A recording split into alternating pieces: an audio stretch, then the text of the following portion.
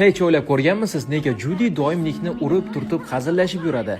Aslida Judi va Nikning love language'i ular ifodalaydigan hayvon tabiatiga bevosita bog'liq. Judi quyon. Real hayotda quyonlar hayajonlanganda yoki yaqinlik his qilganda doim bir-birini turtadi, tepadi. Shuning uchun ham Judi doim Nikni urib, hazil qiladi. Ushbu harakatlar uning mehr va sevgisini ko'rsatish yo'li. Ingliz tilida biz buni how rabbits show affection deb ataymiz.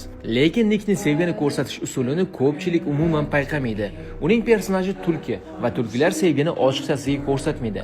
Ular sokin, yashirin, deyarli sezilmaydigan tarzda g'amxo'rlik qiladi. Nik doim Judiga sezdirmasdan qarab turishi, doim uni kuzatib va himoya qilish orqali buni payqasak bo'ladi. Bularning barchasi uning tulkilik tabiatidan. Ingliz tilida biz buni foxes love in silence deb ataymiz. Judi sevgini teginish orqali ko'rsatsa, Nik esa himoya qilish orqali. Va aynan mana shu qarama-qarshilik sabab ular bir-biriga mukammal mos keladi. Va ushbu filmda Judi va Nikning yoshlari ochiqlanmaydi. Siz esa izohda o'z taxminingizni yozib qoldiring.